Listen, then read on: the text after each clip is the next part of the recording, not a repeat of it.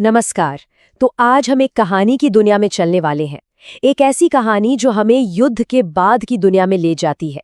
ये कहानी है यादों की, खोई हुई चीजों की और इस सवाल की कि आखिर घर का असली मतलब होता क्या है।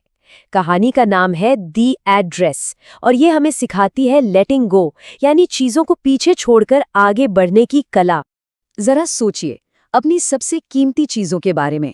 वो चीजें जिनकी कीमत पैसों में नहीं बल्कि यादों में होती है। हो सकता है वो कोई पुरानी सी फोटो हो या किसी अपने का दिया हुआ तोहफा, या फिर कोई ऐसी चीज जो पीढ़ियों से आपके परिवार में चली आ रही हो, है ना। अब सोचिए क्या होगा अगर यही आपकी सबसे कीमती चीजें आपको अचानक किसी अजनबी के घर में मिले। कैसा महसूस होगा। बस यही वो एक सवाल है जो इस पूरी कहानी की जड़ है। और यही सवाल हमें हमारी नरेटर की उस मुश्किल यात्रा पर ले जाता है जहां वो अपने अतीत को, अपनी यादों को वापस पाने की कोशिश कर रही है। तो चलिए शुरू करते हैं ये सफर। तो कहानी का सीन है सेकेंड वर्ल्ड वॉर के ठीक बाद का। सब कुछ बदल चुका है। हमारी नरेटर एक पते पर पहुंचती है, एक उम्मीद लेकर। उम्मीद अपने परिवार के उस सामान को वापस पाने की जिसे उसकी माँ ने युद्ध के दौरान सुरक्षित रखने के लिए किसी के पास छोड़ा था। वो दरवाजा खटखटाती है और दरवाजे पर एक औरत आती है, मिसेस डॉर्लिंग। नरेटर उन्हें बताती है कि वो कौन है, लेकिन मिसेस डॉर्लिंग का रिएक्शन बड़ा अजीब और ठंडा होता है। वो ऐसे बर्ताव करती हैं जैसे उन्होंने नरेटर को कभी देखा ही न हो, बिल्कुल पहचानने से इनकार कर देती हैं। साफ लगता है कि वो कुछ छिपाने की कोशिश कर रही हैं। लेकिन नरेटर को शक नहीं रहता, उसे यकीन हो जाता है। कैसे? क्योंकि उसकी नज़र एक चीज पर पड़ती है। मिसेस डॉर्लिंग ने एक हरे रंग का बुना हुआ कार्डिगन पहना हुआ है और ये कार्डिगन ये नरेटर की माँ का था। बस वो एक झलक ही काफी थी ये समझने के लिए कि कुछ बहुत ज्यादा गलत है। धोखे का एहसास और भी पक्का हो जाता है। और इसके बाद क्या होता है? बूम! दरवाजा नरेटर के मुंह पर बंद। उसे बस लौटा दिया जाता है। मिसेस डॉर्लिंग का ये जो बर्ताव है ना, ये असल में युद्ध के बाद के माहौल को दिखाता है। वो स्वार्थ, वो डर, जहां इंसानियत कहीं खो सी गई थी। तब सवाल ये है कि भाई नरेटर की माँ का सामान इस औरत के घर कर क्या रहा है, यहाँ पहुंचा कैसे? इसका जवाब जानने के लिए हमें थोड़ा पीछे जाना होगा, फ्लैशबैक में, युद्ध शुरू होने से पहले के दिनों में। यहाँ पर दो बिल्कुल अलग नजरिए टकराते हैं। एक तरफ थी नरेटर की माँ, सीधी साधी, जिन्हें युद्ध में अपना सब कुछ खो देने का डर था। तो उन्होंने अपनी एक पुरानी जान पहचान वाली मिसेस डॉर्लिंग पर भरोसा कर लिया। और दूसरी तरफ थी मिसेस डॉर्लिंग, जो हर बार उनके घर आती थी और भरोसे की आड़ में धीरे धीरे एक एक करके सारा कीमती सामान अपने घर ले जाती रही। और ये कोई छोटा मोटा सामान नहीं था। हम बात कर रहे हैं चांदी के छुरी कांटे की, एंटीक प्लेट्स की, खूबसूरत गुलदस्तों की। मतलब वो सारी चीजें जिनसे एक घर घर बनता है, जिनसे एक परिवार की यादें जुड़ी होती हैं।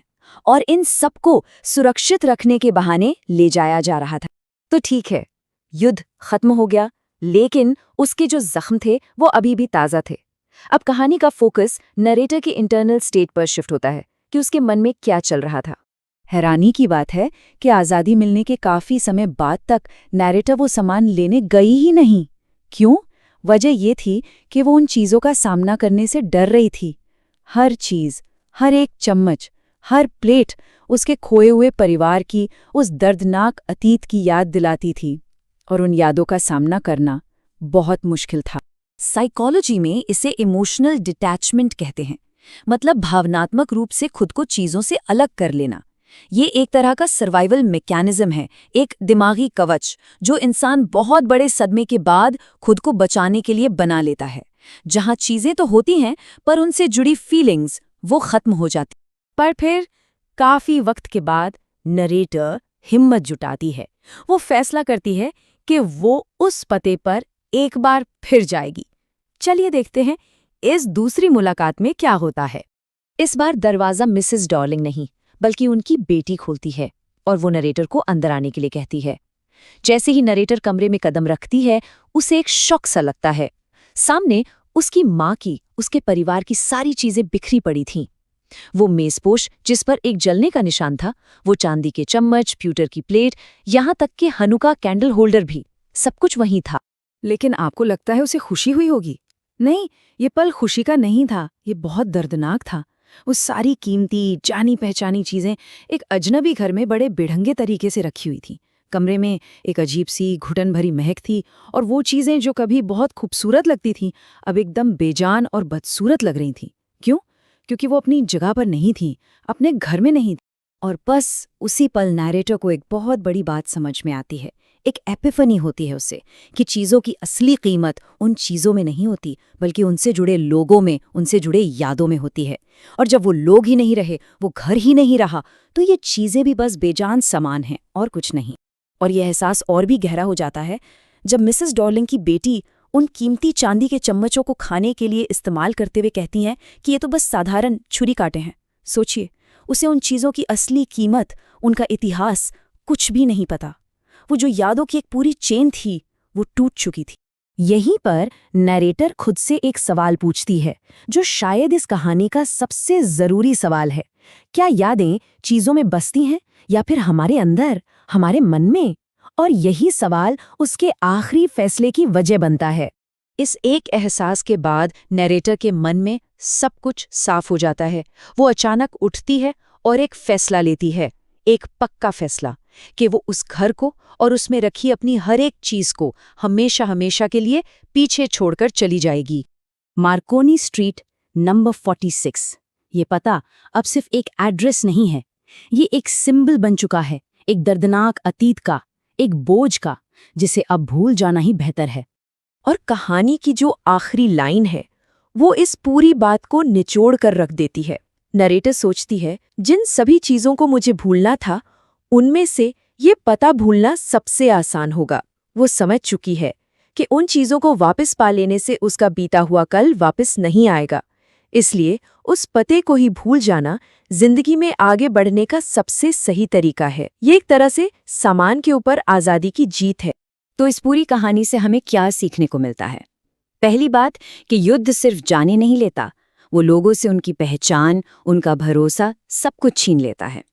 दूसरी कि हमारी यादें किसी भी कीमती चीज से ज्यादा ताकतवर होती हैं। और तीसरी और सबसे जरूरी बात कि कभी-कभी हील करने के लिए, जख्मों से उभरने के लिए कुछ चीजों को, कुछ यादों को जाने देना ही पड़ता है। तो आखिर में ये कहानी हमें एक बड़े सवाल के साथ छोड़ जाती है। क्या आगे बढ़ना अतीत को भूल जाने का नाम है, या फिर अतीत के बोझ से आज़ाद हो जाने का? इस पर सोचिएगा ज़रूर। और हाँ, अगर ये चैप्टर एक्सप्लेनेशन आपको पसंद आया हो तो इसे लाइक करें, शेयर करें और ई-पाठशाला यूट्यूब चैनल को सब्सक्राइब करें।